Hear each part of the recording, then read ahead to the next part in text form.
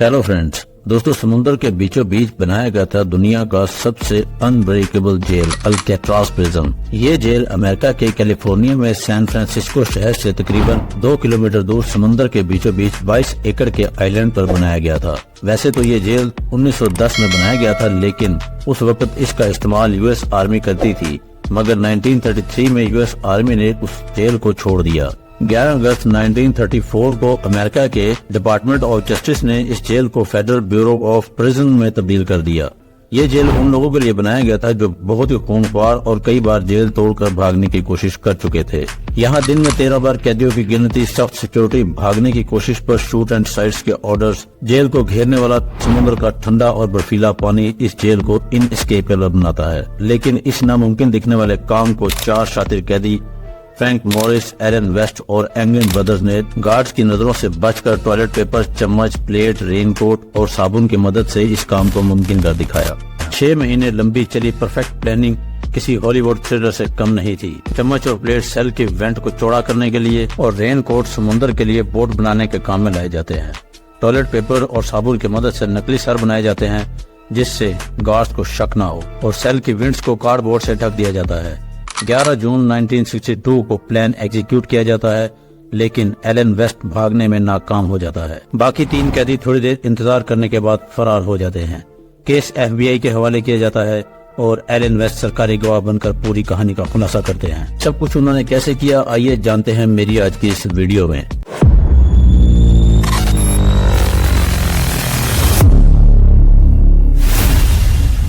Pacific ocean के बीचों बीच एक छोटा सा आइलैंड सिर्फ 22 एकड़ पर फैला हुआ है, जो अपनी खौफनाक रेपुटेशन की वजह से जाना जाता है, जहां दुनिया के सबसे खतरनाक और खूंखार कैदियों पर रखा जाता था। दुनिया के मोस्ट सिक्योर अल्काट्राज प्रिजन को 27 जुलाई 1934 को फेडरल प्रिजन का दर्जा दिया गया और सिक्योरिटी का इंतजाम अपने मौजूदा वक्त से काफी एडवांस था। यहाँ गार्ड्स और कैदियों में बहुत अच्छा ताल्लुक था, जिसकी वजह से कैदियों की छोटी से छोटी हरकत पर भी आराम से नजर रखी जा सकती थी। ये दुनिया का वाहिद ऐसा जेल था जिसके सेल्स में fully automatic metal detection system लगाया गया था। लेकिन 12 जुलाई 1962 को अल्काट्राज का फोर्ट्रेस तब ब्रीच हुआ जब 3 प्रिजनर्स फ्रैंक मॉरिस, जॉन एंगलिन और क्लेरेंस एंगलिन यहाँ से भागने में कामयाब हुए। कहानी की शुरुआत होती है फ्रैंक मॉरिस से, जो 13 साल की उम्र में ही क्राइम की दुनिया में कदम रख चुका था। लेकिन फ्रैंक कोई मामूली कैदी नहीं था।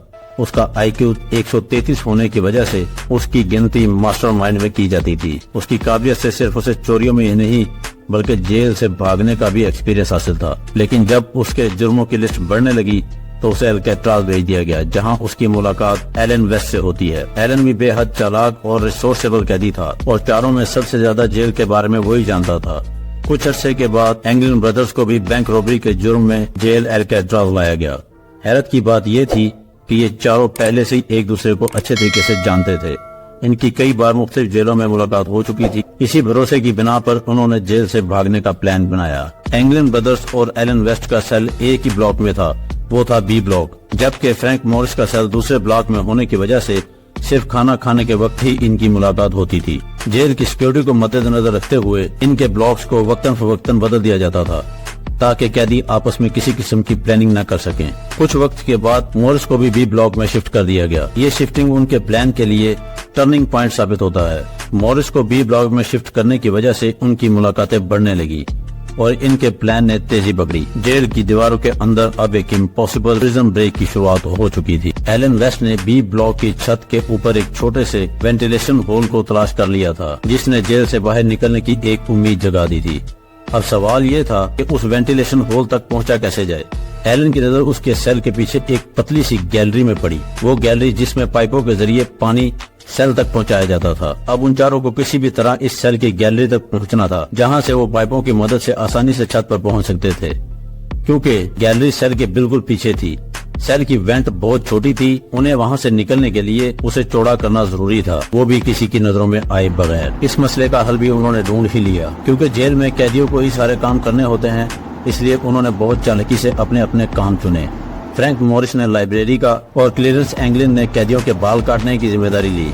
एलन वेस्ट ने पूरे B ब्लॉक की साफ सुथराई और पेंटिंग का काम अपने जिम्मे ले लिया। अल्काट्राज में कैदियों को काफी सहूलतें भी दी जाती थी। हर शाम 1 घंटे का म्यूजिक सेशन भी होता था, जिसमें कैदी ناشتے گاتے تھے۔ اس شور کا فائدہ اٹھاتے ہوئے یہ چاروں قیدی اپنے اپنے سیل کی وینٹ کو چوڑا کرنے کے مشن میں جٹ جاتے تھے۔ وینٹ کو چوڑا کرنے کے لیے انہوں نے سپون، بٹر نائف اور پلیٹ کا استعمال کیا۔ کئی مہینوں تک جب یہ وینٹ کافی چوڑا ہو گیا تو ان قیدیوں نے کارڈ بورڈ کی مدد سے ایک نقلی وینٹ تیار کی اور پینٹ کی تاکہ کوئی بھی اسے پہچان نہ سکے۔ فرینک موریس نے رین کوٹ سے لائف جیکٹ بنانے کا پلان بنایا تاکہ سمندر کے ٹھنڈے اور برفیلے پانی سے بچا جا سکے۔ انہوں نے جیل سے دھیرے دھیرے کر کوٹ چرانے شروع کر دیے اور نئے گوشت تیار کر لی۔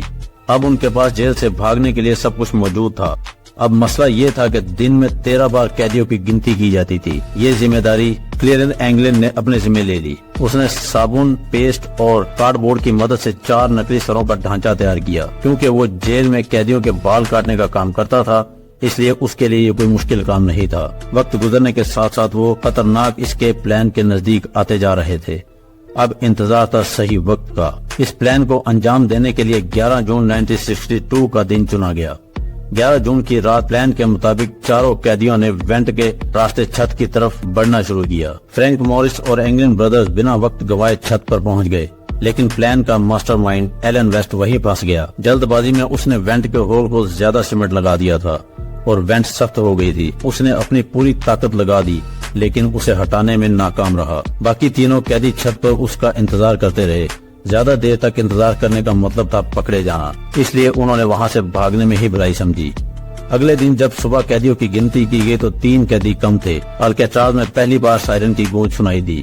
سیلز کے اندر اور باہر سرچ آپریشن کیا گیا مگر کہیں بھی ان تینوں قیدیوں کا کوئی سراغ نہیں مل سکا۔ اس کے بعد باقی سیلز کی بھی باریکی سے جانچ کی گئی تو ایلن ویسٹ کی بھی حقیقت سامنے آ گئی۔ پکڑے جانے کے خوف سے خود کو بچانے اور اپنی سزا کم کروانے کے لیے وہ سرکاری گواہ بن گیا اور اسی نے پورے پلان کا خلاصہ کیا۔ الکیٹراز جسے ان بریکیبل مانا جاتا تھا، اسے اپنی پہلی پریزن بریک کی وجہ سے بہت بڑا جھٹکا لگا جس وجہ سے اسے کچھ عرصے کے بعد بند کرنا پڑا۔ 21 مارچ 1963 کو الکیٹراز ہمیشہ کے لیے بند کر دیا گیا اور بھاگے ہوئے تینوں قیدیوں کی ایف بی آئی نے 17 سال تک باریکی سے جانچ پڑتال کرنے کے بعد 1979 میں کیس کو بند کر دیا۔